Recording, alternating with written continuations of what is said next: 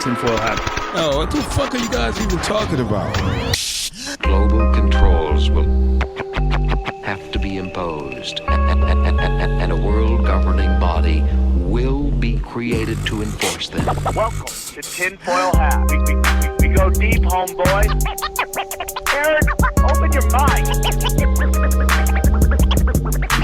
Drink from the fountain of knowledge. There's lizard people everywhere. That's some interdimensional shit. Wake up, Aaron. This is only the beginning. Dude, you just blew my mind. Are you ready to get your mind blown? Good morning, Swarm, and welcome to Tinfoil Hat. You know I am. You know I'm here to do. I'm here to rock. Thank you. That was your best one yet, dude. Damn. I'm super excited for you, man. After how many episodes have you been on? How many episodes? Like about 400. 400. You finally got it. Congratulations, dude. That is an awesome moment. Mark that down. What is this, 510? Yep. 510. It all came together. November 17th, 2021. This guy gets it. The guy who gets it, to know him is to love him. Xavier Guerrero. I never even want to XG. say it again, honestly, because I'm never going Should to we live up end to that that. right now? End it. Should that be the end? The last rock. No. Hey, oh my God, I forgot to send and on the ones and twos. His show is blowing up. It's called Broken Sin, and he is one of the top. A lot of people are calling him the Joe Rogan of podcasting, the new Joe Rogan of podcasts. Jay Nice, Johnny The Woodard. new Joe Rogan podcast. Yeah. Okay. Congratulations, dude. We already have a Joe Rogan Yeah. podcast. No, but we Yeah, but need, you're the new one. we need a new one on YouTube. Since it's not You on need a YouTube. newer one. Yeah, and you're the only one on YouTube now. So. Congratulations. I thought you dude. had to be able to suck your own dick to be the Joe Johnny, Rogan of podcast. Xavier and I were talking about if there's anyone in this room who can do it, it's you. We believe in you. yeah, you. I am you're the really- least flexible person. No, you're way more flexible than me. No, I don't think so. I was doing yoga today. It's like beginning yoga, and I'm yelling at the screen. Hard. Fuck you! It's tough, man. Fuck you! It's tough. But it's great when you feel like just an incremental increase in your flexibility. It's the best. Yeah, I think that's a big part of life is being involved in anything where you're making progress, and you can feel momentum in your Just life. a little That's bit, really just important. A little bit, Yeah, just a that's little huge. bit more. All right. So that's about it. Guys, a lot of things are going on here in the world of Tinfoil Hat. We're getting ready. Had a big talk with Eddie Bravo. We're gonna start doing some more live shows on the road, and we're thinking about doing some pay-per-views that will be big events. Ooh. Going big game hunting with big name people, get them up on stage, see what we can make happen. So that's the goal in life. So we're gonna get that going. If you want to see me live, San Diego, the San Diego show tomorrow night, or I don't know when this is coming out. I think it's going to be, Friday I get this? When am I going to get this? You'll probably get it today because I'm just gonna have to sit down on the computer for 6 hours and try to fix it. We had bad audio today from Zoom. Yeah, we had a great guest on, Derek Bros. He's on Rockfin. He's great guest, and we said all the buzzwords: China, FBI, Pizzagate. And It was just at the end, by the way. Don't tune out. But it was just at the very end. At the very end, it gets a little choppy, but we'll have him back. It's a great podcast. It's a lot of fun. He's really amazing. So enjoy the show. So I don't know when it's coming out, but my Thursday show in San Diego sold out. Guess what? We just added, I think as of right now, another show, which will be at the American Comedy Company. And it's December 2nd through the 4th. So come get weird, hang out. And what I'm trying to do, if everything works out, I'm trying to make it an all Cash Daddy show. I'm going to see if Howie and Chris Neff will come out and do it.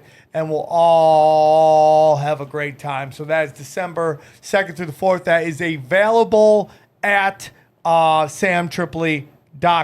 Okay, and then December 10th or the 11th, I'm at my final show of the year. That is going to be at the Side Splitters in Tampa. So I'm doing all my favorite cities at the end of the year. We just did Salt Lake City. Then I'm doing San Diego. I did Miami, Salt Lake, San Diego, and Tampa. Those are literally my favorite cities to do stand-up in. So I'm very excited about that. Phoenix is in there. New York's in there. Okay, there's a lot of places. Vegas, too.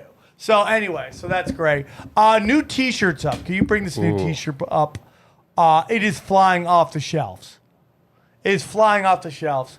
The anti-vaccine vaccine club is flying off the shelves. Is this our first like double-sided T-shirt? Is it? I think it might be. It might be, but it's dope. big. Yeah. And people love it. Grab it. Great way to support the show. Then you also have the, Whose the- idea was that, actually? That wasn't mine. It's John. That was Sam our Tripoli. T-shirt guy. Yeah. That was a good one. Props to that guy. Yeah, props to that guy. Hey, dude, we're always open-minded T-shirts. If you have a T-shirt design you want to send to us, we're down with it. If we use it, you get $100, And you get the shirt. and you get a shirt. Yeah. So I mean, But if we don't use most of them, not because we don't like it, but it's like we have a very high standard, and just know if you submit, it might not be used. So just know that. And but we would love any designs. We're working on new shit. and also don't come at me with like, hey, I have this idea. Can you draw it? No, I No. need you to give me the idea, Dude. at least half drawn, at least something to give to someone else. But don't come at me with like, hey, can you get this done? A lot of people think I do a lot of shows. This guy does tons of shows. That's all he's doing. He's smoking a lot of weed with Mexicans, and they're all finding out. Guess what? They don't smoke the same. That's what they're finding out Yep. right now. It's hard. What are your fans called, by the way? I haven't gave him a name. We're thinking of stoners, but it's just too common. How many episodes have you done? We're up probably like 110. You haven't come up with a name for your fans? Oh no, just How about the illegals? the illegals. Not Well, everyone. they know their names all personally. What's the point? They're all gonna forget the names. We're all too high. We're not gonna remember everybody. That was great. Guys, if you want to support the show, go to samtripoli.com. All my dates are there. All my stand-up clips are there. All my videos are there for the most part. You can all get them there. You can also get a link to tinfoilhattshirts.com, so you don't have to click it. Just go to samtripoli.com. I have a 24-hour news channel, radio channel there. All at samtripoli.com. If you want premium content, go to Rockfin, ROKFIN.com/tinfoil hat. 0. Broken Sim. We Yeah. don't smoke the same. You name it, it's all there. Jimmy Dore's live right now as we speak. Jimmy Dore's live on there now as we speak. Our guest Derek Bros is on there. That guy all works. all the heavy hitters are there. So go check it out. It's a great way to support the show. I also have free content. Free content.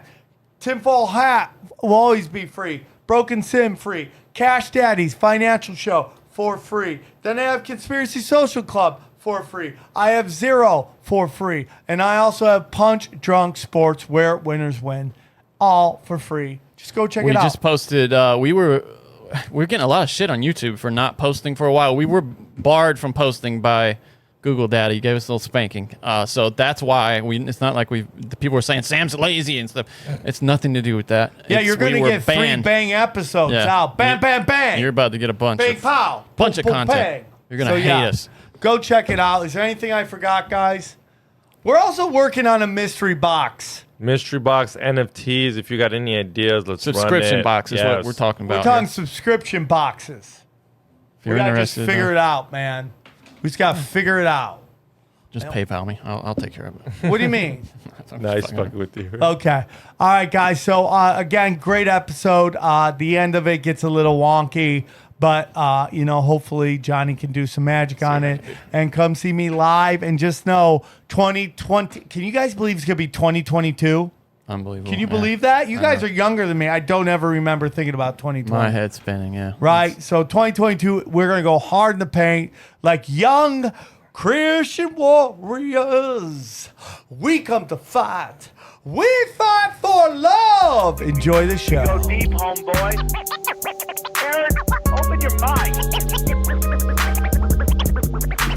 Drink from the fountain. All right, guys, let's get into it. Super excited about having this next guest on. I was just chilling at Skankfest with the Skanks, and this guy walked up to me, introduced himself, and I instantly recognized him as the gentleman who was interviewing Epstein's victim's lawyer, and so I'm very excited to have him on. He's an independent researcher, journalist, and ghost hunter. Please welcome Derek Bros. How are you, brother? Hey, I'm doing good, man. Thanks for having me on. Dude, honor and a privilege, man. I recognize you instantly, And I'm super thankful you came up and said hello. And I'm super glad that Mark could get you in really quick. So it's an honor and a privilege to have you on. For those who may not be familiar with you and your work, and you're also part of the Last Vagabonds as well, Last American Vagabonds. Can you tell us a little bit about yourself? Yeah, sure. So briefly, I live in Mexico right now. I've been living here for the last year and a half since COVID started, but I'm originally from Houston, where I met you. And in 2010, 2009, 2010, I started to wake up, as a lot of us say, and pretty quickly just decided to get active. I started an activist group in the city, started doing freelance, kind of citizen journalism, and eventually that got me, a radio show in Houston, which I still have, called Freethinker Radio on 90.1 in Houston, although they're trying to kick us off for talking about COVID stuff. And along the way, I just realized the media wasn't doing their job, so I started writing for alternative media. I've written for most of the major sites that have all been deleted right now, and as you said, right now I'm working for the Last American Vagabond with Ryan and Whitney Webb, and I also started producing documentaries, some of which we'll talk about today, and I've written a few books as well, and actually just finished doing my third U.S. tour, kind of combining my music. I do conscious hip hop with giving speeches, and then my girlfriend doing guided meditation. So we kind of took the whole show on the road, and that's just, I guess, what I do. Whether it's music, writing articles, writing documentaries, doing podcasts, and doing different types of reporting, I just try to put everything I can into waking people up, really.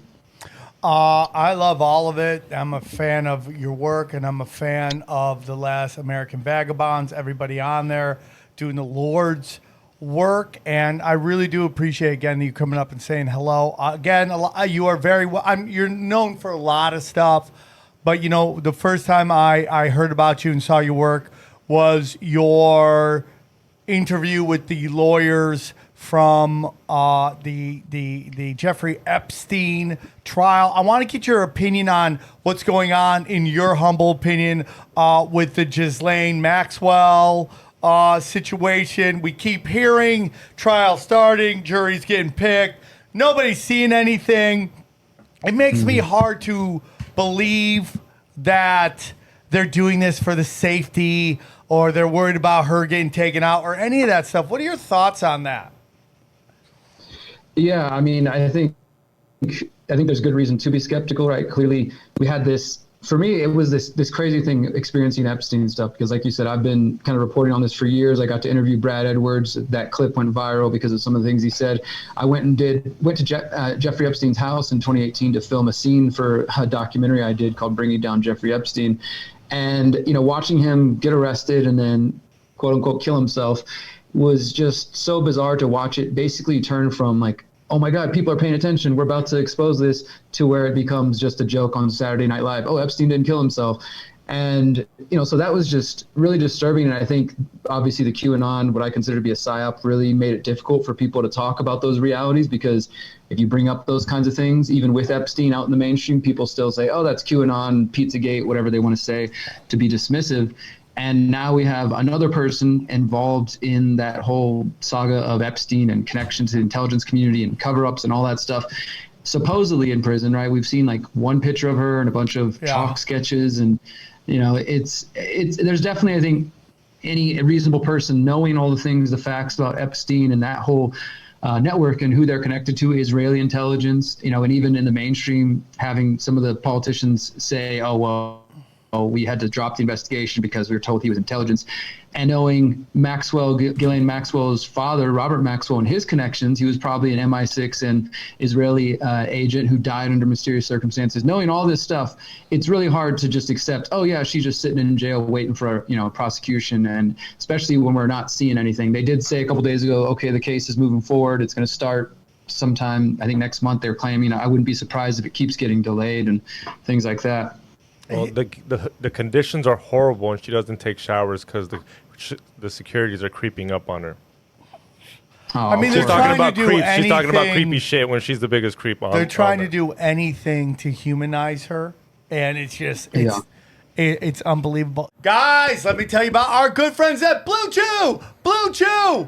We're gonna drop the hammer on you. Blue Chew. I don't like how you're pointing at me when you're talking about dropping the hammer. Rock hard. Point the hammer on XG. Bonus for Americans, made by Americans, for Americans. Blue Chew is for you. Okay. And the shit you do, whatever it is, that's up to you. We won't judge you. That's in the copy, huh? That's all in the copy. Guys, Blue Chew is a unique online service that has the same active ingredients as Viagra and Cialis, man. Buy the chewable tablet, man. I love it. I love to chew it and I love to snort it, okay? You can take it. No, you don't snort this.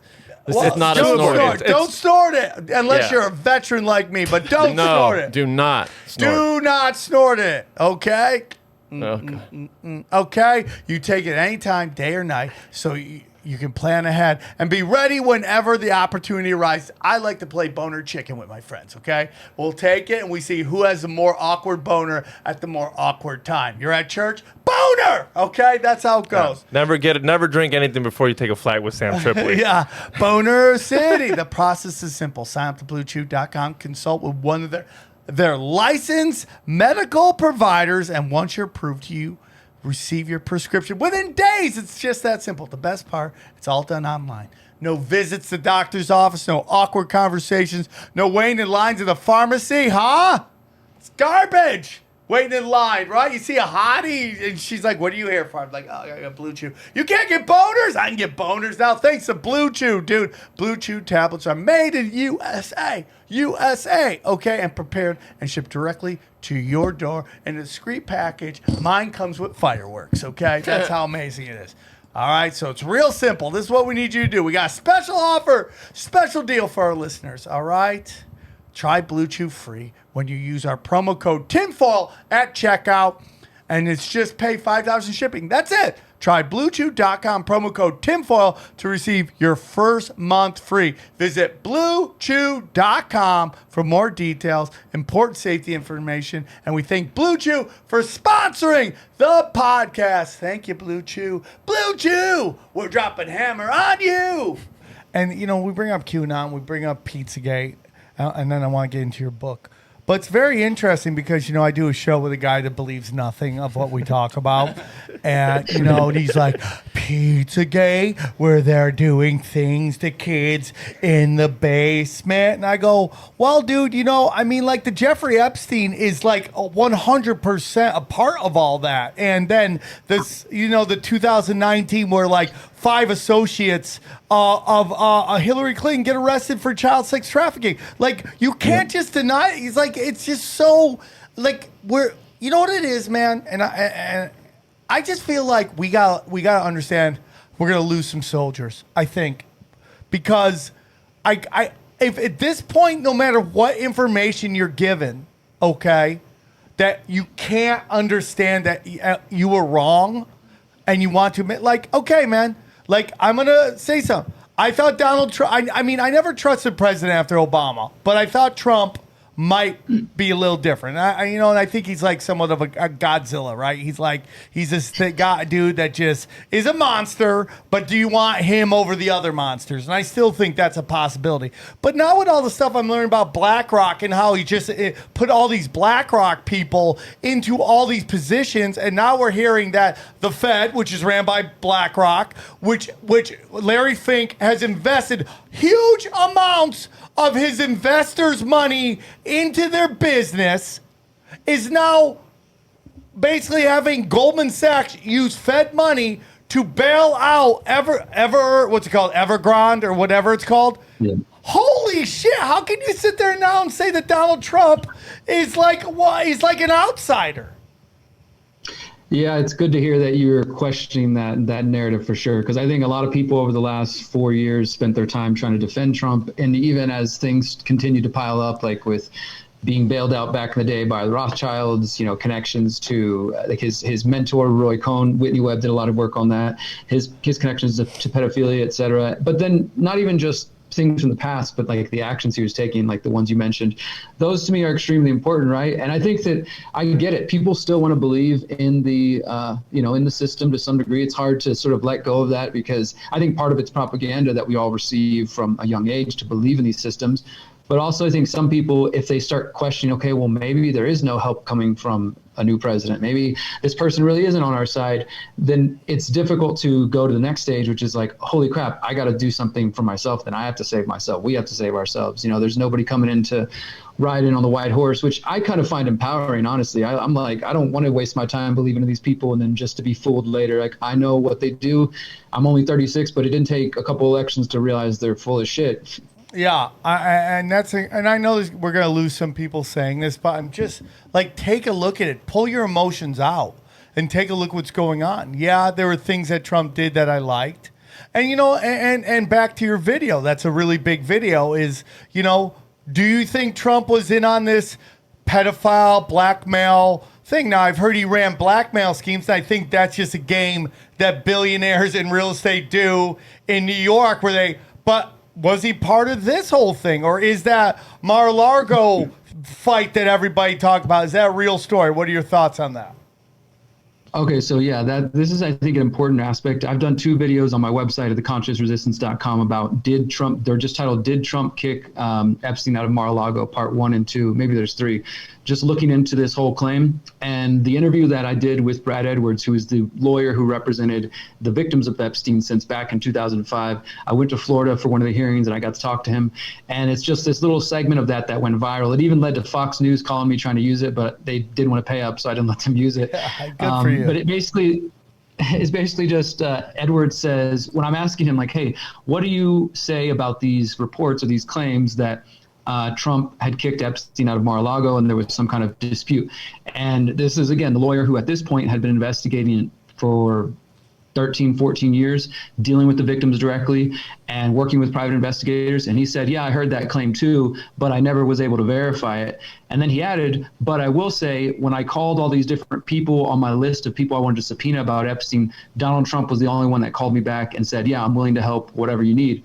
And so that clip went viral, and the Trump supporters say, see, look, he's there's no way he's a part of it. But to me, when you look at the context of what was going on at the time, this is after him and Epstein had their little feud, whatever it was, whether it was over real estate or children or whatever, or just trying to turn on each other. They had already parted ways. And so the idea of, if somebody calls Trump and like, hey, we're investigating Epstein, this person that he supposedly is having a feud over, whatever it was about, then, why would he not be willing to maybe turn against him? Or perhaps he recognized that, like, okay, they're on the tail of Epstein, and whatever connections he might have, he decided to kind of turn against him, which is what a lot of people did, the Clintons and others.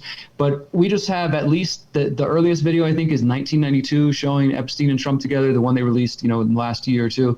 And then there's at least some article references that myself and Whitney found going back to like the 80s, talking about their connection.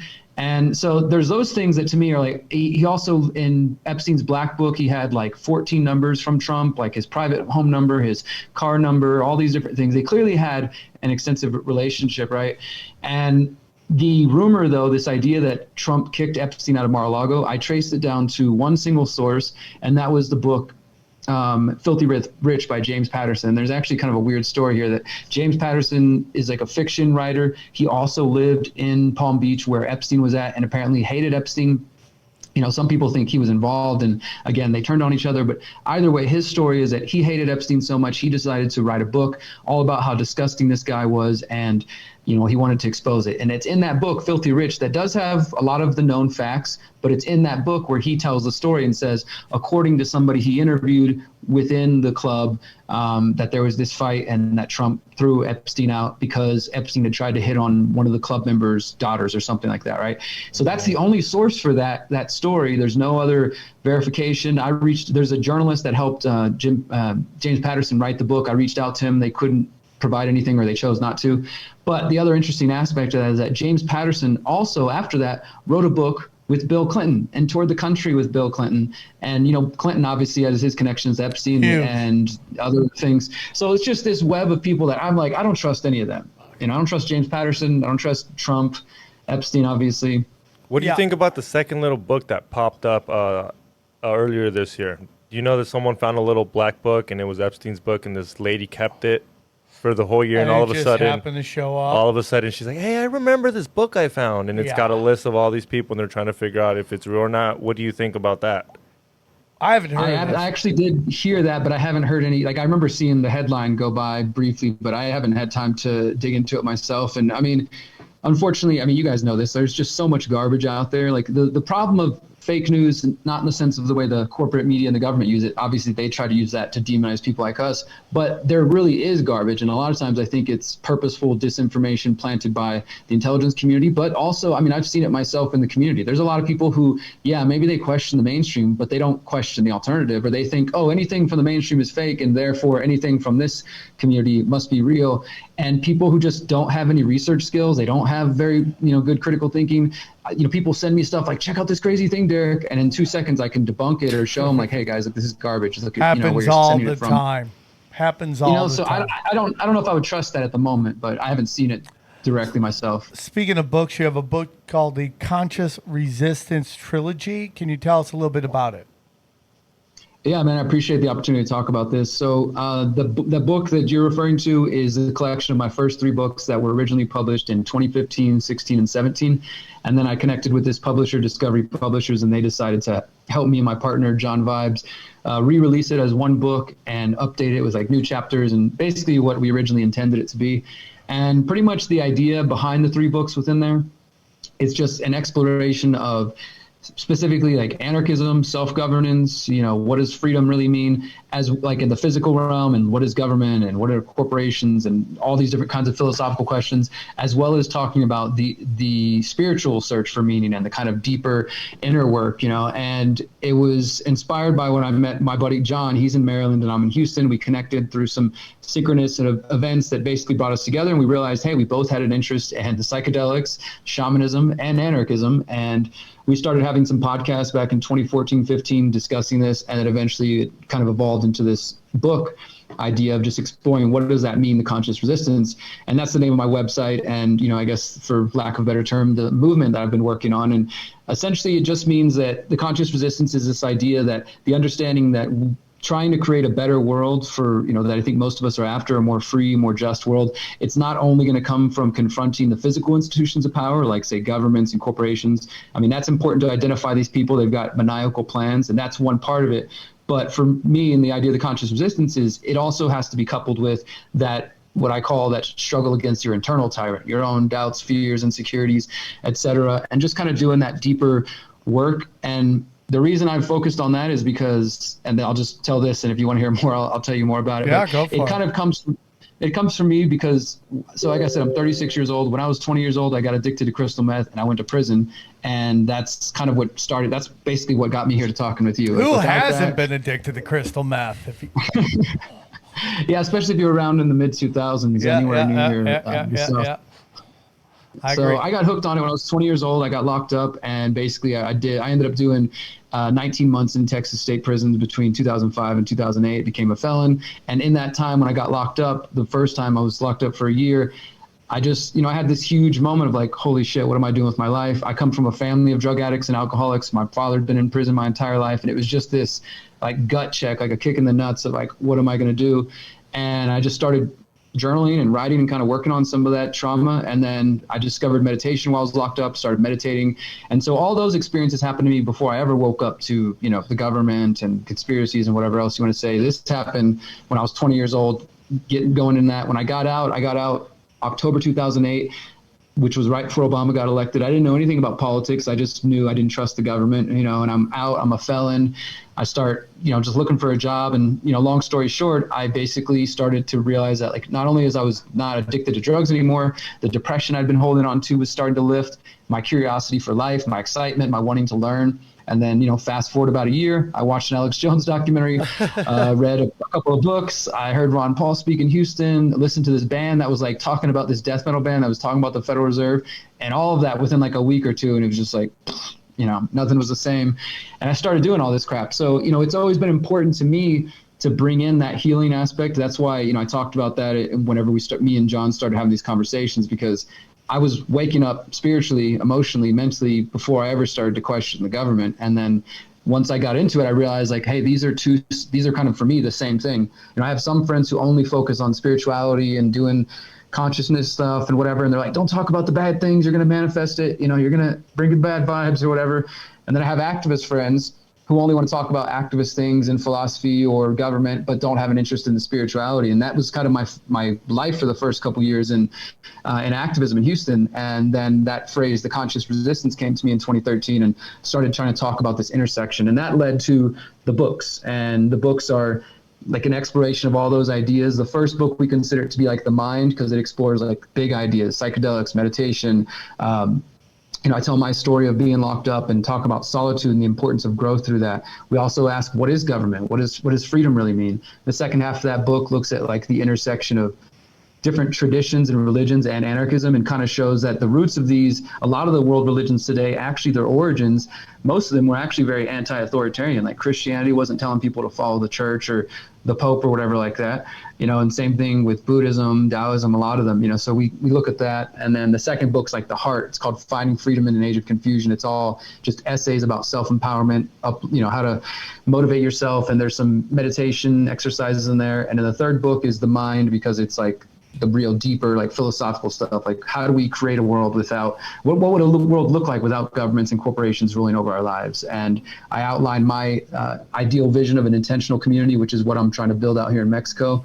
And then just sort of, outline some different principles and ideas within there. So it's like a big work. It's only 300 pages or so, but there's a lot of big ideas explored in there. And it's been cool to see the movement of people who are both exploring psychedelics and spirituality and freedom intersecting. Because like when I was starting out 12 years ago, there wasn't so much of that. It was like a lot of people the anarchists I knew were mainly atheists or just disinterested. And now there's crypto and psychedelics and spirituality and conspiracies, all just kind of, and comedy, all merging together into this crazy mess of something. I don't know, but it's awesome. And so, that's kind of what I've been focusing on for the last 12 years. I fucking love it, dude. I am right there with you. It is what I do. It's where I am, and I think it's very hard. I think you'd be spiritual, I guess, without looking into conspiracies, but I think it's almost impossible to be in the conspiracies and then not look at the spirituality of everything, because you start asking, what else are they lying to me about? And I also don't want to live in a place where I'm just all kumbaya and woo-woo, I think it's very important to take a look what's going on around you and ask, why is this all happening to you? And, to just be conspiracy and no spirituality is, I think it's just a path to darkness. And I think that's crazy. I think that's how you get to be black-pilled. And this show will end when I become black-pilled. It will end. I'm telling you, there will be no more tinfoil hat if I'm like, there is no hope. Because I'm so far away from that right now. Like, the more and more I study this, man, the more and more I study just the universe and all that stuff. It's like, I keep telling people, it's like, man, these guys aren't bigger than the universe, man. I don't care what they do. They're specks of shit. Klaus Schwab is a speck of shit to the universe. And he's not, dude, that's just like a flea trying to tell a fucking, trying to run the world, run the universe. It doesn't happen. It can't. And that's why right now they have all the money and they have all the power, and they're trying to control the spirituality. And those two things aren't good. It's not going to work, man. And it's going to get ugly. Yeah. It's going to get rough. But just know at the end of it is fucking light. Because if you study true history, not hidden history, you realize they tried this 1,000 times before, and they fail every time. Man cannot control man. And right now, you have a group of very powerful dark arts people trying to work together to control humanity, and it's just not going to happen. I'm telling you. And I know we want to believe that they control every aspect of the internet. I just think it's too big. And they can't control it all. And like, it's blood in the fucking water. Don't you think though that that's only a technological limitation that's going to be probably overcome eventually? They're trying for sure. I mean, that's the metaverse, right? The next step is the metaverse. Exactly. To get everybody in there. And then it's easier to control your whole reality, your whole perception, All right, guys, I want to tell you about our friends at Helix, man. You know what? Most of your life you spend sleeping. And some of you guys don't even think about your mattress. You just lay down and you deal with it. Okay? Stop it. There's a solution out there, and it's our friends at Helix. That's right. Johnny, do you have a Helix mattress? I do. Yeah, I love it. Helix Sleep is the best, man. I got it. I have 2 of them. I have 2 of them, and they're both great. You know, I sleep in certain ways. Johnny, what do you sleep? I think you sleep what? I'm a side knees by your head, right? Yeah, Is that how you sleep? I'm a side back sleeper. Yeah. Yeah. How do you sleep, Xavier? On my side. I'm a Straight side sleeper too. I definitely go fetal position, sideways. That's how I sleep. And of course, my dog gets bam right in the corner. So I have no room. I pay for everything. I have no room. But guess what? I have a giant bed, so I don't care because Helix is taking care of me, man. It is very important whether dude, I used to have a really junk bed, and I just got the worst sleep, dude. And thanks to Helix, I sleep on clouds, okay? And how did Helix know what I want? Because they have a wonderful, wonderful quiz. Johnny took it, passed it with A's, okay? I passed it, and I realized what kind of mattress do you have? Only quiz you ever passed. Yeah, it is true. It is true. That's true. I like firm and a little soft at the same time. Yeah, that's what I got too. I got the one that's kind of midway soft. Yeah, you take it's a 2-minute sleep quiz. I mean, Taking it right takes now. even less than that. Look at it. He's taking it right now, dude. And it was simple, easy, fast. And the best part is you don't even have to go to the store have you heard about these mattress stores and what they're thinking they're fronts for some shady shit? Not Helix, not Helix Sleep. And they'll rip you off. That's the shadiest thing of all that they do, maybe. It's just ripping people off left and right. Yeah, not Helix Sleep. They take care of you because they're honest people. I've met them. They're good people, and I love them. Okay, so if you're looking for a mattress, take a quiz. You order the mattress that you're matched to, and the mattress comes right to your door, shipped for free. You don't even need to go to the mattress store. Fuck the mattress store. You can go online and take care of this with our good friends at Helix Sleep, okay? So this is what you're going to do. Just go to helixsleep.com/tinfoil. Take their 2-minute sleep quiz, okay? I'm done. He's done. He's in. He's out. He's already got another one coming, I'm buying it right now. He's buying it right now. If Xavier could do it, we can all do it, okay? This is all you do. You go to helixsleep.com/tinfoil and take their 2-minute quiz, and they will match you to a customized mattress that will give you the best sleep of your life. And guess what? They have a 10-year warranty, and you'll get it. You get to try it out for 100 nights. On a mattress that you sleep on. 100 nights. Making love on a mattress, and this is how much they care for you. They'll take back your love, man. They know you're going to love it, dude. Every night, hitting it. And then you're like, guess what? I don't want it. I want it. Guess what? It's never happened in the history of time, okay? Because you make better love on a Helix mattress. That's all I know.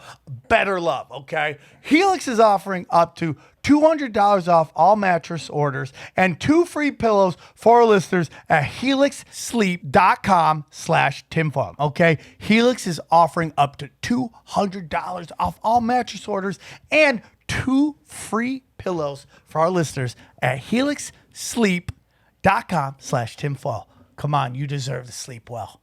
One point I wanted to say about like the intersection of spirituality and conspiracy, the kind of mainstream, they have a term for us now, right? They call it conspirituality. There's a whole podcast dedicated to intersecting the world of people like JP Sears and others who are conspiracy theorists who are infecting the spiritual community, because the spiritual community, just like any other subculture, got super divided during COVID, because you got the people who totally, went for it and buy into the narrative, and the communities who don't. And so I've seen it in different parts of the country, especially when we did this tour, and people were saying, oh, we try to host our yoga classes or meditation or whatever meetups, and some of the venues are like, no, you can't come here if you're not vaccinated or if you're not wearing masks. And so people are breaking off and forming their own thing. So it definitely, these communities, they're not immune to the other, just the other things that affect the mainstream world. And then the other point you said, I think is so important, that having that foundation, right? Because I definitely have met a lot of people in the spiritual communities over the years, and I started to put some effort into speaking at transformational festivals in California, Costa Rica, and elsewhere.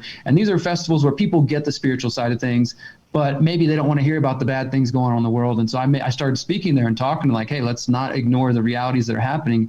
And I could see, though, the people who are just there to kind of wear the costume or, get the photos for Instagram or whatever, or just, but they're not really truly interested in like healing and growth, because a lot of people don't recognize that spiritual growth, it's not pretty necessarily. It's actually difficult and sometimes painful, or often painful, and it takes a lot of effort. So there's people who I think just want to put on the costume, and have the look or whatever, put all the jewelry on or whatever the heck it is. They have the books on the shelf, but they're not actually practicing it, that kind of thing.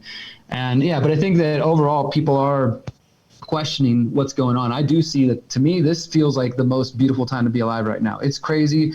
it's insane, like everything that's happening, the Klaus Schwabs and all that. But you're right, they are just like a tiny speck. And I do believe that, honestly, I believe, and I've been meeting more and more people who feel this way, that I think this is what we're here for right now, to be alive during this time, to affect the direction that humanity's going.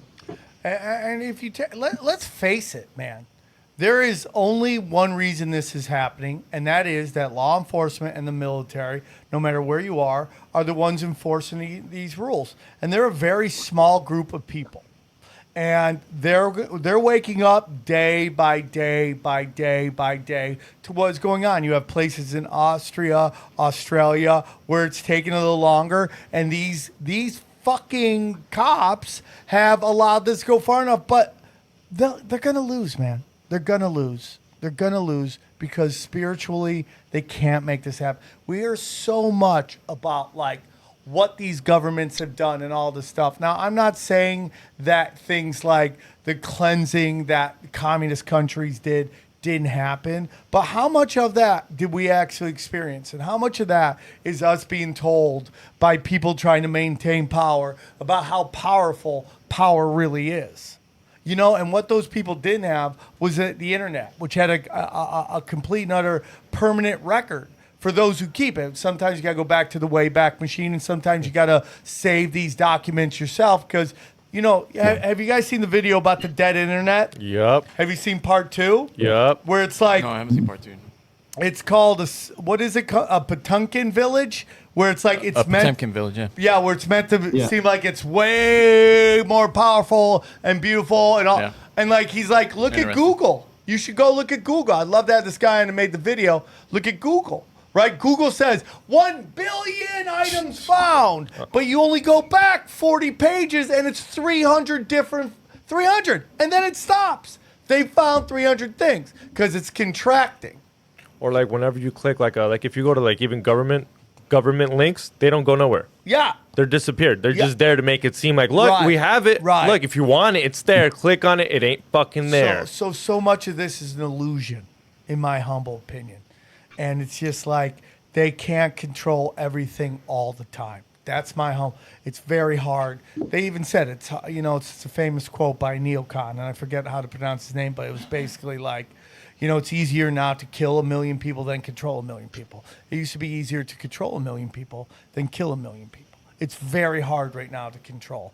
And, the metaverse and all that stuff, guess what, man? There's a lot of people pulling out of the internet. There's a reason why Facebook started metaverse, because they're losing their control of the market because everybody is bailing on it. And we got real lazy, man. We got real lazy because we're like, oh, I could spend time going to everybody's their website, or I could just go on Facebook and that's all the internet in one place. And we got super lazy and they condensed all their power. And now we realize that they're not playing fair. Like Instagram, which is a part of Facebook, completely is hypocritical. It's completely like, again, I got taken down for camel toe pictures of Hillary Clinton. Not even that. You try to follow Sam. It literally says, this guy posted stuff that we don't agree with. Are you sure you want to follow him? Right? And they're Are you sure? Yeah, right? And they're losing their control over it. And eventually, Telegram's killing it now. Eventually, they'll go after Telegram. I was telling Johnny last week, they're taking away the dislike button. Not the dislike button, as in like they're still going to be there, but they won't show you how many people disliked it. Well, and it's for the creator's mental health, but then yet you can go find it in the analytics. Well, you know what it is now is people are writing dislike in on the comments Have you section. seen the video though where YouTube announces that video? If you actually look at every single comment, like 10,000 plus comments is negative, and it's not just from conspiracy theorists like us, right? It's just normal content creators. You can tell from their channels saying, "Hey, we weren't consulted on this. This is just people." It's got I can't remember how many downvotes. Like it's clear even in their own little system. I think that was the last time you could downvote, right? That would be publicly displayed. That they're not doing what people want, that they don't care anymore about the users. And you're right, Sam, as well, that I think a lot of people did get lazy and we made this huge mistake. I'd say we being a lot of the alternative media people that I worked with, we built our platforms on Facebook from 2014 up till what we call the purge of October 2018 happened, almost 3 years ago last month, where they deleted the Anti-Media, the Free Thought Project, Collective Evolution, a lot of these big pages that had 4 million, 5 million followers, and we were reaching tens of millions of people every week. We would literally get our analytics from CNN, Washington Post, et cetera, and compare them to the alternative media, and we were kicking their asses. Like they could, that like traffic and that movement helped spark some of the No War with Syria movement, the March Against Monsanto. Some of these biggest movements of the 2010s that happened started because of social media. And yeah, we all got comfortable. And then one day they decided, you know what, we're going to partner with the Atlantic Council. We're going to start going after disinformation. And it started happening, of course, after Trump started using the fake news thing, and it got used against us. Like, oh, you're fake news.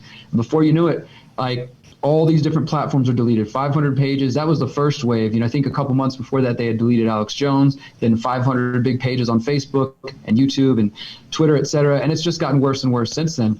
And for me, somebody who was working in that, the effect was very real. Like that happened in October 2018.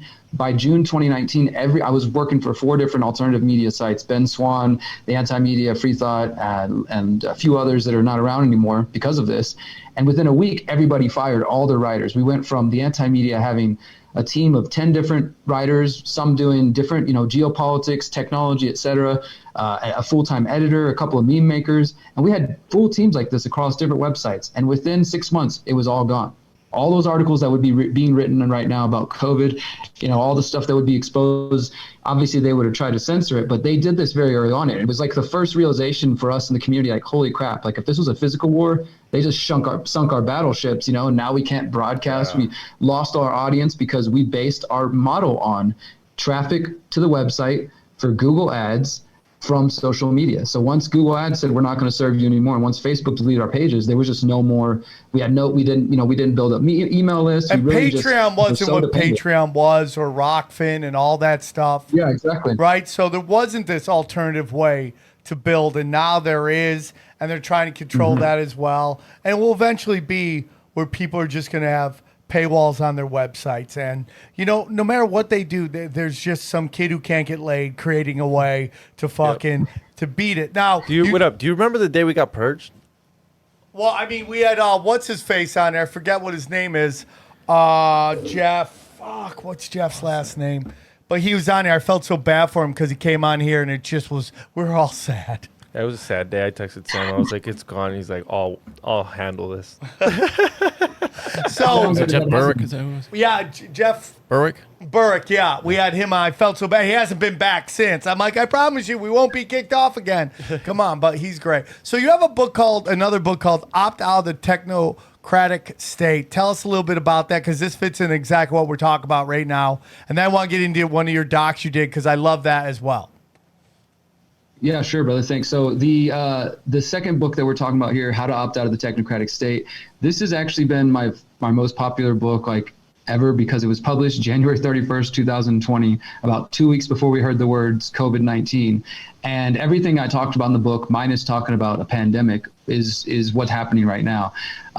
So I just want to mention this too. The book is free to download, theconsciousresistance.com/how-to. Anybody can go download the PDF and check it out there. It's been published now in Spanish, French, and soon in German. And I think it's just right now people are really resonating with it, because as a journalist, specifically somebody who's focused a lot on digital surveillance technology, I was one of the first people to break the story in Houston that the Houston Police Department was using Stingray cell phone surveillance. And I caught them lying and got the media, mainstream media, to report on it. So I've been watching this stuff for years and paying attention to things like facial recognition, AI, and there are people who are much more educated in this area than me, much more, kind of like people with degrees and lawyers and things like that, who've been warning for years, like we are just walking into Terminator and the Matrix and all these combined, without thinking about it, that if we just continue to let facial recognition expand as it has in China, it will be the end of privacy and eventually the end of liberty, I believe, and that AI as well represents this potentially amazing, awesome uses of technology, all the things we've seen in sci-fi movies, just as much as super dystopian potentials, right? So I was assessing the situation in 2019 when I was writing the book, and just looking at where things were headed already. They were already pushing things against the people who didn't want the shots and stuff, and just kind of anticipating what would it look like for a person to be free in, this technocratic, transhumanist, complete control grid surveillance future. Like, how do you stay free if you can't even, get food without, or you can't even get online without signing in? People have floated this idea of like an internet ID just to access the internet, right? So if you're a mainstream person, that means you get on the internet with your approved ID. Everything you do is tracked. Everywhere you go is tracked, and all these kinds of things.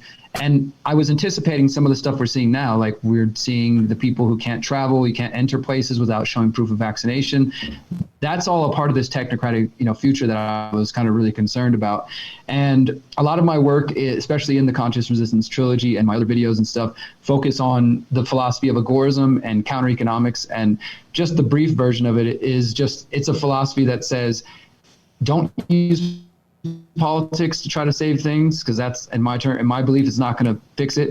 Violence isn't really the answer. I don't think violence, using violence and force against other people and acceptance, self-defense is moral, is just, is right. So if you're not going to use politics, you're not going to use violence, what are you left with? Some people choose apathy. This man named 2004, he came up with this agorism and counter economics, and basically opting out of the systems and saying, hey, instead of trying to violently overthrow the government or vote them out, let's just build a new system. Let's get our money, our time, our energy out of their banks, out of their schools, out of these systems, and start to create new ones. And he was writing this in the 60s and 70s. He predicted things like Bitcoin and crypto and a lot of the stuff that we're seeing now. He didn't live long enough to see it. He died, as I said, in 2004. But now we're seeing, what I've recognized is I've been talking about this philosophy, this idea as the way for years, and it's been kind of edgy and extreme or whatever. But now you got soccer moms and people like, hey, I need to get my kids out of this school. I need to get out of these systems, because otherwise I'm going to get locked in, with a vaccine passport. I'm not going to be able to eat or travel or go to work or anything like that. So more and more people are understanding this idea that we need to create parallel societies, that we need to build something outside of their system. And so to me, that's what how to opt out of the technocratic state is all about, is like, how does somebody as an agorist, which is what we call ourselves, because it's all about the agora, this open marketplace, this exchange of ideas and goods, etc. That's like the place that Kant can believe we could get to. And so how does somebody remain free in a system with facial recognition cameras everywhere, with AI, with vaccine passports, right? What does that look like? And to me, the answer is you have to get out of their systems. Like, I don't think there's going to be a way into the near future, like going into 2022, after this travel season, they're saying they're going to have more lockdowns of people who are unvaccinated, maybe even before then. We're seeing that already. Austria, Germany just announced it. Parts of Europe, it's considering it. Like, that's becoming the new trend, right? So to me, I don't see any way to stay in this life that we've become accustomed to, without accepting their new normal, as they put it, right? So to me, the answer is to get the heck out of their systems. And that's what the book focuses on. Like, what does that really look like? How do you think about getting off big tech, right? Big step, using alternative social media, using alternative social search engines, getting out of the banking system, using, local currencies or barter or crypto or silver, whatever it may be, but just kind of applying that strategy in every different area of your life. A lot of people want to get the kids out of the school system. Newsflash, people, the school system was crap before COVID. It's a propaganda machine. A lot of people are only thinking about it now because of the jabs, but it's been a problem for a long time. And that's what the book really focuses on, like how, knowing that this future is right here in front of us, Agenda 2030, that's their plan, the year 2030, the Great Reset. It's 2021 right now, going into 2022. They just had a UN Food Summit a couple of weeks ago. They called this the Decade of Transformation. We're either going to create our own vision, and I believe like get out of their systems to create some alternative, or we're going to get swept up in it. And the final point I'll make is that I think even they understand this, man, because I know you guys have seen the piece, "You'll own nothing and be happy." Everybody knows the phrase. Yes. It was published by the World Economic Forum and published by Forbes magazine. Well, if you actually go and read it, I encourage anybody who hasn't seen it to read it and go pull it up. And she's talking about, sometimes I miss privacy and miss this and that, but life is so much better. I own nothing, blah, blah, whatever. You get down about halfway and it says they live different kinds of lives outside the city. And she kind of goes through this thing. I can't remember the exact words, but she basically says, what does worry me is all the people who decided that these changes were too much for them, that got mad at the politicians and the policies they made, the people who were upset because they lost their jobs to robots and AI, the people who just decided to reject the system. They live different kinds of lives outside the city. They now live in abandoned 20th and 19th century buildings and create their own communities. And it's like, okay, that's going to be us. They want us to think it's going to be some Mad Max kind of dystopian. The Matrix. The Matrix. But that's the lie of the Matrix. Yeah, it's the Matrix. Living outside. The psyop of the Matrix was that those who lived outside the system lived miserable lives. And the truth is that those lived outside the system had farms, had families, raised kids, and were happy, fucking people. And that is it. And, you know, I have a little, you know, Cliff High is somebody I had on, and it was a really great discussion like this discussion is. And he, you know, he's a guy who's been using data and crunching it. And he said something that resonated with me. And maybe because I just want hope, but it's like he says at the end of 2022, their plan doesn't work. And I don't see how they can maintain this. I just don't understand how they could go. I mean, the problem is this. They're going too hard too fast. And there's something happening that's scaring them that they have to do all this stuff. Raising the gas price, supply chain stuff, vaccine, fourth boosters. Okay, all this stuff is like, your kids got to get it, even though there's no reason for kids to get this shot. Like, if you can't prove me it stops transmission, there's literally no reason for the kids to get the shot. And right now, you have Fauci and all of them telling you it doesn't work. They're losing it. I know it sounds crazy, and they're like, we just want to be like, well, every move is a different move, and it's a different move. Well, it's like, I don't know. Now they just got busted. Like Bill Gates talks about smallpox. Now they just got busted with like vials in Philadelphia. Did you see that, dude? Where they found like vials of smallpox, and maybe that in like some laboratory. Right. And you're right like, after Bill Gates says there might be outbreaks. It's kind of interesting timing.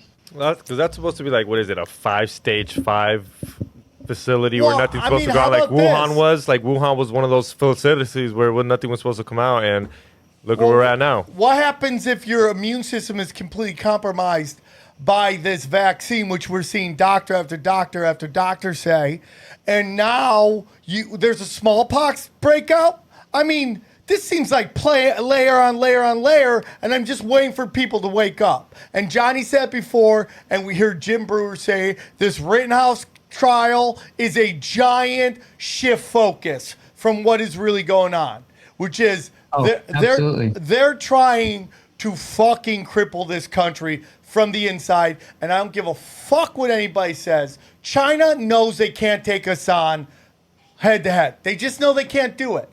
They can't do it. They'll flood us with these fucking aughts, man. That's what they call them on World Star Bets. I mean, Wall Street Bets, aughts. Because they're just idiots. I mean, they're broken robots. I'm sorry. They're fucking us from inside. Like, look at the prices They on have gas. to. Yeah, They can't bang with us, man, head on. They can't. China cannot take us on head on. They just do not have the people to do that. They have a quantity of people. They have a bigger. They don't have the guys that can do it. They say they got a bigger navy than us now. They just can't, dude. They can't. I'm telling you, bro. I've been to China. You know, Iraq had a 1,000,000-man army too. Yeah. How'd that work out? Yeah, I mean, I'm just telling you, dude. They just can't. And like now we're waking up to the leadership of our military is completely fucking us over. So I think everything is awakening. I have friends of mine like, let's start a fucking business in the metaverse. Maybe this is where I become the old man and I don't participate in it because I have no interest in going in the metaverse. I'm killing it too hard in this reality. Why do I want to compete with betas? Okay, how about make money on the metaverse? Because that's where I get a lot of shit. He's like, you're anti-metaverse, but yet you're buying Sandbox and Mana, which I'm like, I'm still trying to get money. I'm still trying to make money to live here. Money. Yeah, but you're not gonna see me in there fucking, instead of podcasting inside the fucking metaverse. Where like, look at me podcasting there. Why would you come back? If you go in there, you're not coming back. That's what I want to ask you, Sam, because I've been thinking about this too. I definitely I have a article that I'm putting out in the next couple of days from the Last American Vagabond about like the really scary aspects of the metaverse and all the people involved, and just, you know, it's good reason to be scared. But I definitely can see, like, I've got a 24-year-old brother who, thankfully, because of me just planting seeds in his mind, he sees through a lot of the garbage. But people like his age and younger, my nieces who are 12 years old, 10 years old, like, by the time they get 17, 18, the metaverse is probably going to be the coolest thing for them. It's going to be like the internet was for us. And a lot of these people, you know, especially the younger generation, I think, but maybe even older, are just going to see it as like the coolest thing ever. And you could just see, just like with video games or anything else, getting sucked into there, not wanting to come back. But I also think there's going to be content creators and podcasters and, like you guys said, businesses and people who are like, okay, well, it's just like social media, right? We use social media to reach people. I'll just do a metaverse version of me and to reach people in the metaverse. And I mean, I can see some people are probably going to do it. For me, I don't ever see myself representing myself in the metaverse. Like, I feel like maybe it's something you want to go experience, but I also just have no trust of these people or these companies that are making these things. Like, they're literally going to be transplanting, in a way, your consciousness to another world. And I don't know. It's just, every time I see it, like I see it in the video game store, whatever, the Oculus now, and it's like, man, I remember being a little kid and the idea of virtual reality being the coolest thing ever, and I wanted to play games like that so bad, and now I'm terrified in a lot of ways. So I don't know. I mean, do you think you just kind of said it, I guess, but do you don't think you would ever use the metaverse to any way to like promote yourself? Like, hey, here's a special tinfoil hat podcast only in the metaverse. Okay, before he answers that, you have kids, Sam. I Ghost know and I have Ninja kids. go in the metaverse. You're not going after them. You're not gonna be like, let's see what's the you hype know, about. I mean, it's a real hard spot, man, because I know what the metaverse represents, right? But you know, you've been on Snapchat lately. That shit is like Yeah, see, I don't think it's much shady different. as fuck. I had to delete the the app, because it like the stuff on there was like really gross, man. I'm like, what the fuck is this, man? And Snapchat won't let you report shit. Like, I saw stuff, I'm like, why is this on here, man? And it won't, is it mean? But it won't let you go, this is like inappropriate shit. And it won't do it. So I erased it. So I don't know what I'm going to do, because I pride myself in that, you know, along with Rogan and that Death Squad crew. We were kind of we were Hollywood rejects, even though Rogan was on like Fear Factor. But like a lot of us went to podcasting because because Hollywood wouldn't work with us. So my question is, what is my base going to be, right? Am I going to be the guy getting the 20, when I'm 60, am I going to be the guy getting the 20-year-olds listen to me? Or am I going to be like Sebastian Maniscalco, whose crowd is like a fucking 70 years old? And, you know, they're not podcast people. And I mean that with all love, because he's crushing it. But, you know, so that will be the question. I do not see myself going in there. Well, and here's my other argument. What about Travis Scott, the metaverse? When they did that Travis Scott Fortnite, he was performing and they were all watching him from somewhere else. What if comedy became that, where it's like you perform? Well, I already hear comedy saying It's already, no, it is already in there. They do. One of the clubs in New York does a standing thing in Oculus venues, now called Meta venues. See, it's already. I remember this from like back in the day. There was a thing that came out like way in the early, you know, this is probably 2007, 2008, just beginning of social media, when that thing, maybe 2005, that thing Second Life came out. And I remember playing with that, and it's just like you have an avatar in the other world, and you can fly around, you can visit places, you can spend money with all this kind of stuff. But it was still like you're playing a video game basically. But I definitely remember that feeling of like, they're trying to like create like this is like another world in here. And I also think for me as a journalist, and people, I know that people in our community, the like other journalists and activists, we're always trying to think of how do we reach more people, right? Like we do plane flyovers at the beach. We got, you know, articles, documentaries, podcasts, interviews, whatever you can think of, handing out flyers. It feels like, okay, so either this is an argument I think some people might make, is either I'm going to go into the metaverse and broadcast truth if possible, right? I'm sure it'll be sanitized and filtered from people like us. But let's imagine you could go there and for a while it's free and you can, you know, host a virtual newscast or whatever, and you start getting all these people tuning in, more people than you had on the regular internet. You know, would we just waste that opportunity to reach people there, or just totally cede over the metaverse and like, hey, you guys take it, propagandize people's minds as you will in there. We're going to stay out here. I mean, I don't know. That's the argument we had with the Grammarica, or not argument, but that's the discussion we had with the guys, at least I did, with the guys on Grammarica who Grammarica. They want to abandon YouTube and these other platforms, not even try to have a presence there to kind of lure people out to places like Rockfin and you know, other platforms that we have more control, you know, and freedom. And I think you got to fight on all fronts that you can. Well, my whole thing will be with the metaverse is that if everything's done correct, there will be counters to the metaverse. Yeah, just like don't Rockfin, cede that territory, all that stuff right away. You know, what I think is it's going to be, it's like for the metaverse to grow, it's going to need what YouTube needed, which were outlaws to grow it. And that's probably what will happen. Early adopters, right? Early adopters growing it, and then it will get so powerful, and then they'll notice like people like us in there spreading truth, and then they'll try. But then someone will create a counter to Facebook and metaverse, and it may not never get as big as the metaverse, but people will start to open up their eyes to like, hey, what's going on? Here's the whole thing, and this includes my children. It's like, if I do my job right, I'm going to raise them to the best I can. I'm going to Mom probably won't want to hear this, but I'm going to make them learn to question everything. Okay? Not like be the point where you're miserable and you're living, fucking under a rock, but like question. No, don't buy into everything. Question everything you see, especially in the metaverse. You should question everything you see. I don't know. I have faith in humanity, dude. I feel like, we've always seen where like technology has tried to take things over, and I just feel like in the end it's going to all work out. But, again, I won't black pill it. But, I mean, like, I think the metaverse is how they're going to fucking thin the herd. They're going to ship all these people who can't compete into this area into the metaverse where they're never going to reproduce. And they're just going to because slow there's down. no viruses in the metaverse. There's no viruses in the metaverse. There's no climate change in the metaverse, right? Like, you're not harming the planet if you stay in the metaverse. It's better for the planet. It's better. We won't be harmed by viruses. The only other thing I would add, sorry to cut you off there, Sam, is that I think it's a mistake for us to think about the metaverse as one place, just like we don't think of the internet as one place, right? Maybe there will first be a Facebook metaverse thing or whatever, but ultimately there will be different realities. And I've seen some people in the crypto community trying to float the idea of like, hey, we need a decentralized cryptoverse or decentraliverse or whatever you want to call it. There's but the idea decentralized that, land. Yeah, decentralized land. Yeah. Yeah, Decentral exactly. land. So take the concept, but keep it decentralized, right? Like, if that's possible. So, I mean, I think there will be people who do create alternatives, like you're saying. If Zoom isn't fucking with us right now, I want to talk about your doc that I loved.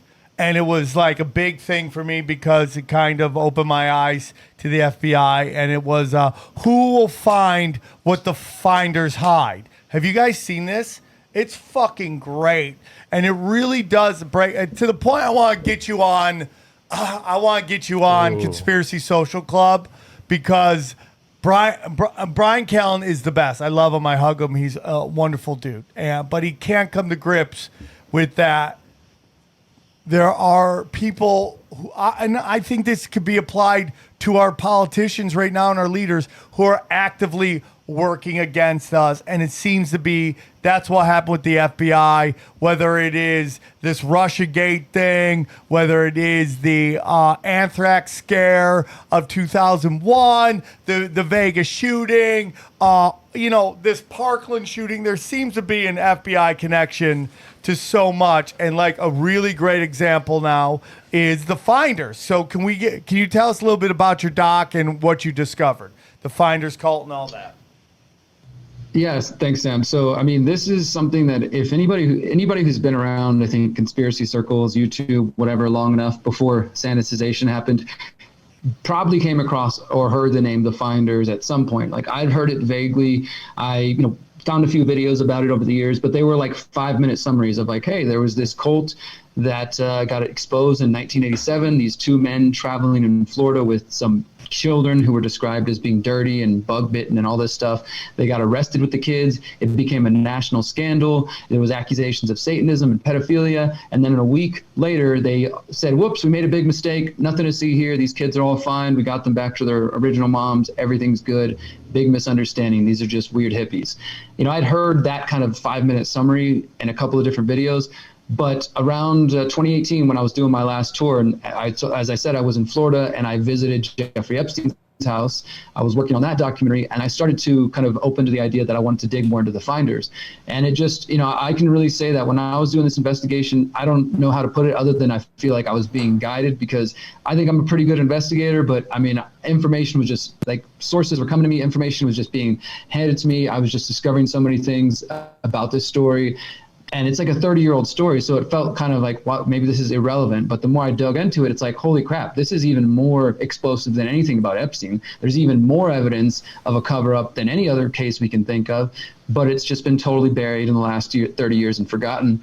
So I was in Florida, and I realized that one of the original founding members of the Finders cult, who was involved in the whole scandal back in '87, that he was living in Gainesville. And I was just passing through that area, and I went and met up with him, and I was with my girlfriend at the time. And I was like, hey, we're going to go sit down and interview this guy. He might be a pedophile. Like, he's been accused of it, but we're going to give him his chance to share his story, Holy shit, doing real journalism, right? For real. And we went to his house and basically just sat down with him for like an hour. And at the time, I didn't really know much about the story. Like I said, I just started to dig into it, but I was like, this is a good opportunity. I'm going to film this. When I get done with Epstein, I'll get back to the Finders.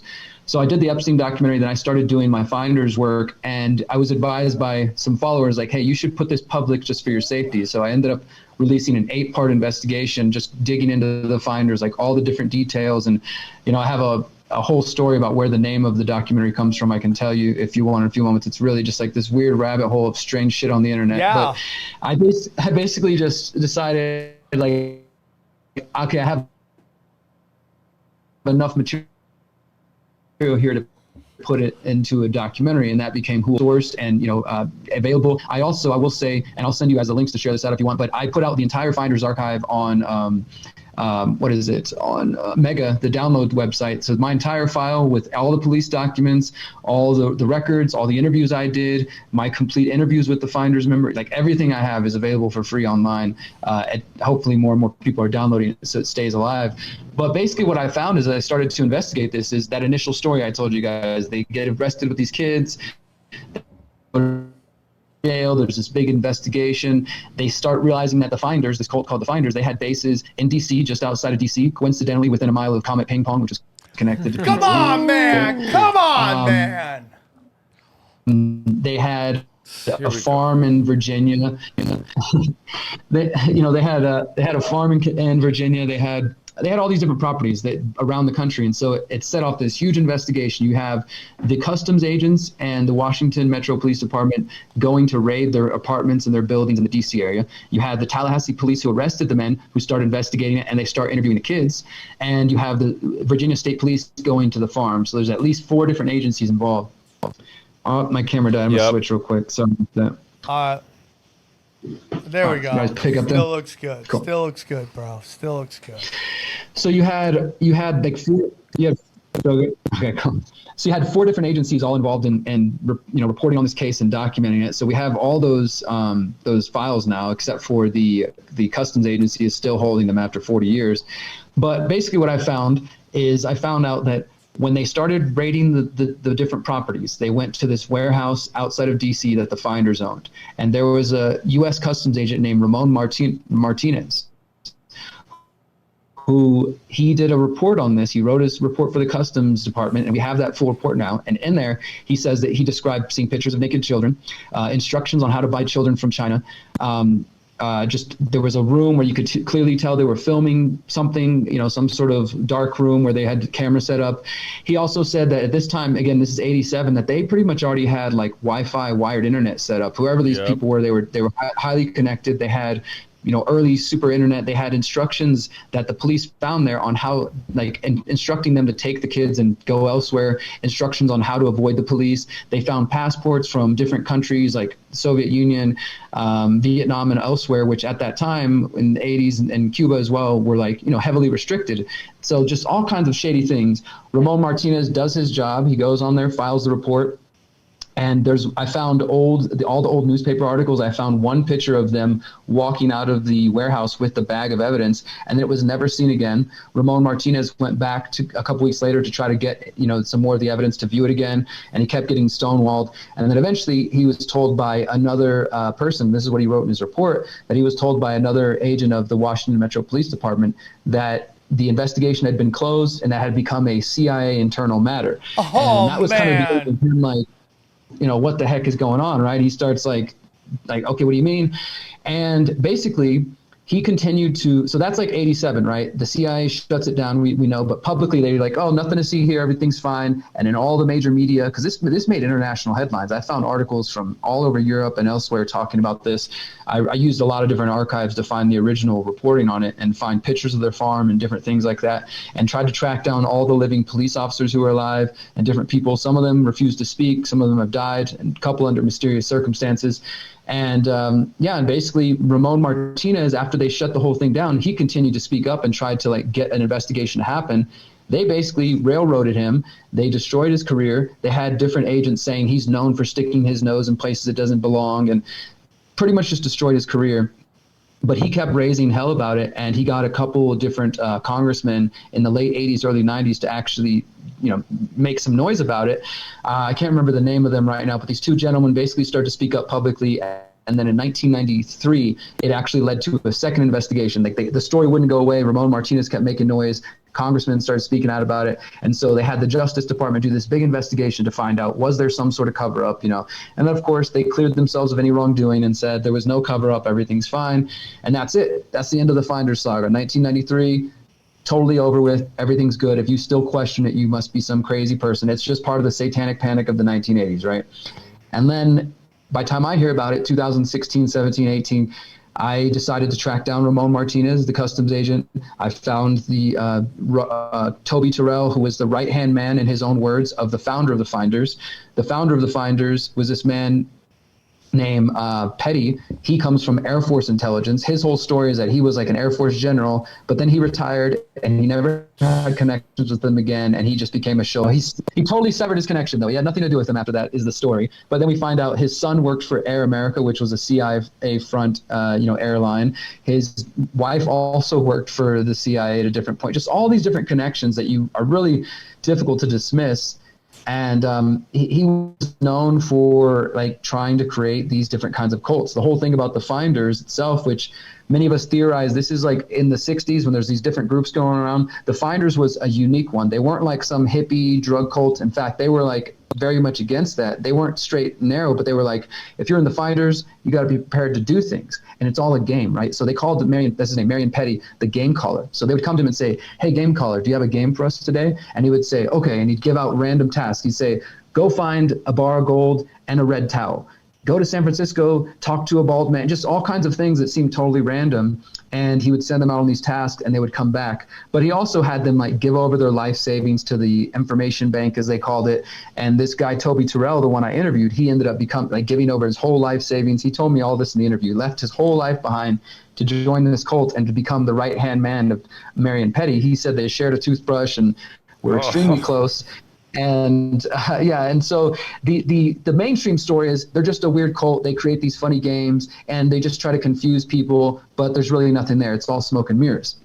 But most of the members that were involved, the core members, somebody, as I was investigating this, somebody had leaked the entire roster of the members of the Finders on the internet in like the mid 2000s, and you could still find it. It's totally gone now, but you could still find it then. And I, downloaded and saved it, and I started investigating all these different people. Some of them are still journalists that are around today, like not any big, well-known journalists, but they're working in different fields or they're working in investigation fields. Because with the Finders, the reason they said their name is because they said they charge people for Finders fees, that they were good at finding things. In addition to playing these weird games, you could hire them to investigate or just do different things. So they seem to be some sort of like intelligence agency. And the story, and again, this is in the documents that came out later that I'll talk about in a moment. They clearly said that they were some sort of rogue part of the CIA that went rogue or something like that. That's kind of the story that at least the truth hints to. But in the official, story, it was like nothing after 1994. Everything's dead and gone. Marion Petty lived out his life as a weirdo. There's a couple articles about him in the mid 2000s, and he dies, and that's it. And now Toby Terrell is living in Gainesville, just living out his life, and people, he says everybody's crazy who thinks there's still anything to do with it. But so I put out the documentary in early 2019. Who will find what the Finders hide? You can find it on my website. And then randomly later that year, in October 2019, I think is when it started, the FBI starts dropping Finder files. Literally just the FBI official Twitter account, Finders, one of one, and it's a 300-page document up. And then myself and a few other people start, pouring through them, doing live streams, going through every single document. And that's when we got even more evidence. Like there's this one law enforcement summary that clearly says that it was a cover up by the FCIA, which is the Foreign Counterintelligence Agency, and the CIA and the FBI. Like it's in their own freaking words. And he says, they claim that they're going to break up and but based on our intelligence, we should not trust that this group will end. They're going to splinter off into different groups and, probably continue whatever they're doing.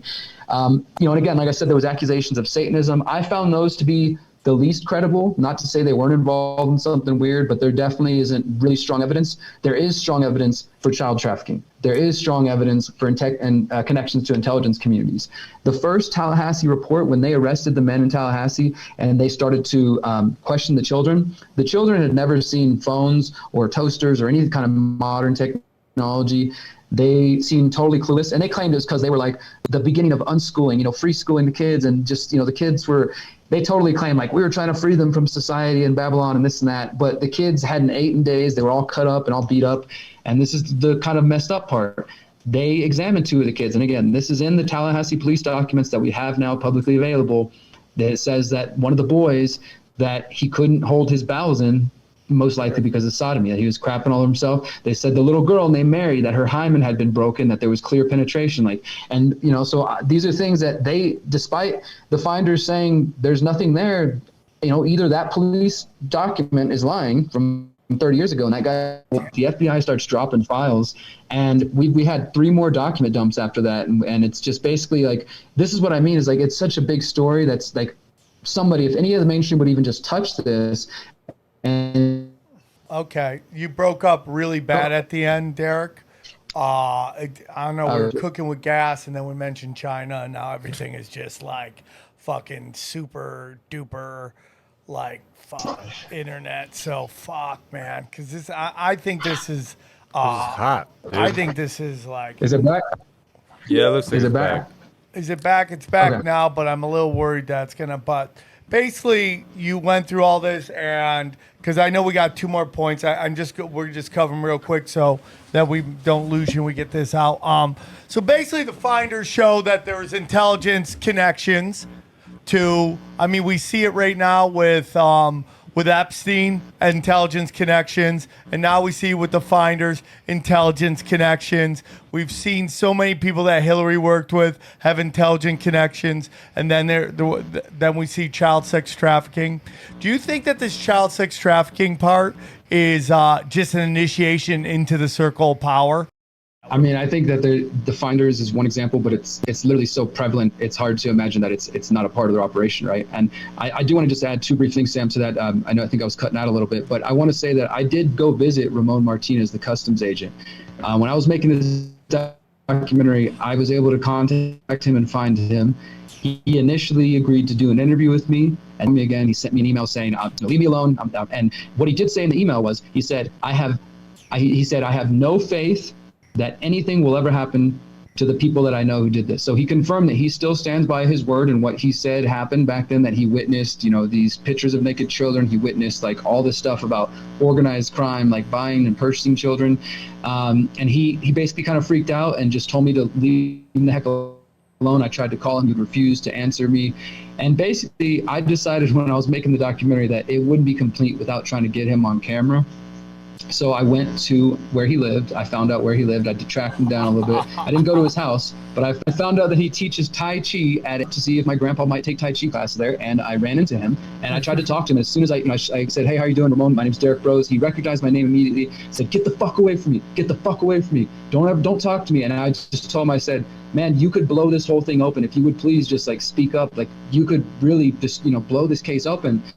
And he just, he was on the Bluetooth with his wife, I think, and he said, "It's that journalist again. He's bothering me, this and that." And I left him alone.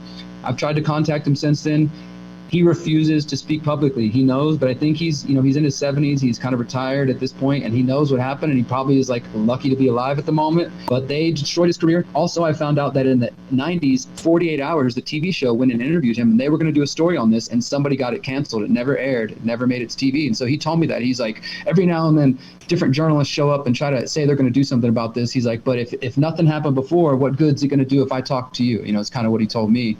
And then the last thing I'll mention on the finders is I was again on tour, and I was in Florida, and it had been 3 years since I filmed that original interview. So I went back to the finders, Toby Terrell's house where I know he lived, and I got in touch with him, and he agreed to do another interview. And I haven't released it yet. I'm probably going to release it next week. But he was pretty pissed at me. He's like, "How dare you spread these internet conspiracy theories?" But I just said, "I only have 2 questions for you." He let me sit down, and I asked him basically what I just told you. I said, "Hey, how come you say this is your story, but this police document says that there was a cover-up by the FCI and CIA? Can you dispute that?" And he said, "Oh, that just must be a disgruntled officer." And I said, "Okay, well, what about the original Tallahassee police documents that show penetration of one of the?" He's like, "Oh, well, did you see later there was another a report that came out and said that one was wrong?" And I was like, "Okay, so you're saying the second one's accurate and the first guy was just imagining things or whatever." But I'm going to put the full interview out just for documenting it, because this guy's out there. But he still stands by his word that they were not involved in anything, but the documents say otherwise. And, I can't, like I told him, I can't make 2 + 2 = 5. Like, this is what I know. This is what I can prove. You can say different, but I don't know. Well, Derek, I could talk to you forever, but unfortunately we're having really bad internet stuff. He's got an upcoming event called the Greater Reset Activation, and you can find it on his website. All the links are will be in the description. And on top of that, he's also a member of the Rockfin family. So I was going to be like, talk to you about, I remember you are in fact down there. I just subscribed to your channel. You're doing the Lord's work, brother. I wish we could go into the rest of it. But right now, the internet is just going cuckoo. We hit all the buzzwords to upset everybody, right? China, FBI, pedophilia, you name it. We've done it. And the tech lords are not happy with us. So, Derek, we will make sure to do a follow-up interview with you. I mean, you're wonderful. I call these interviews screaming at each other in agreement. It's just one of those where, we see each other we see the world the same way. I love what you do. I'm a big fan of all of it. Your docs. I'm going to grab your book. And I'm just honored that you came on the show. And I'm sorry that we have to cut it a little short because the internet is really fucking with us. But before we go, please tell them where they can find you. Yeah, man. Thank you guys for having me on, and I'm definitely down to come back anytime. My main website is theconsciousresistance.com. That's where you can check out my books and my documentaries, including The Pyramid of Power. We didn't talk about that yet, but check that out at thepyramidofpower.net. That's a 16-part documentary series I'm working on. And you mentioned the Greater Reset. thegreaterreset.org. We're basically trying to counter the World Economic Forum. We're not being black-pilled. We're focusing on solutions for how do we make it through this stuff. We start finding ways to decentralize and how to get out of their system. So if you guys are looking for solutions, check out thegreaterreset.org, and maybe we can have you involved in some way, Sam. I would, anything you need, brother. I'm your huckleberry. Okay, just hit me up, and I would love to help you. And we'll do some more stuff in the future. We'll just figure out what those things are, and we'll make it happen. I appreciate you. I love you. I appreciate you joining us today. And guys, like I said, San Diego show sold out, but guess what? Yep. We're at the American Comedy Company December 2nd through the 4th, and I'm bringing Howie Dewey and Chris Neff if everything works out. So thank you guys so much for tuning in. We love you very much. Hope you enjoyed the show. Sorry about the internet at the end. Trust me, we could get gone for another hour, but the tech lords are on to us, and we'll do it. We'll do it again. Thank you so much for tuning in. We'll talk to you soon. Take care. We go deep, homeboy. Aaron, open your mind. Drink from the fountain of knowledge. There's lizard people everywhere. That's some interdimensional shit. Wake up, Aaron. This is only the beginning. Dude, you just blew my mind. Tinfoil hat.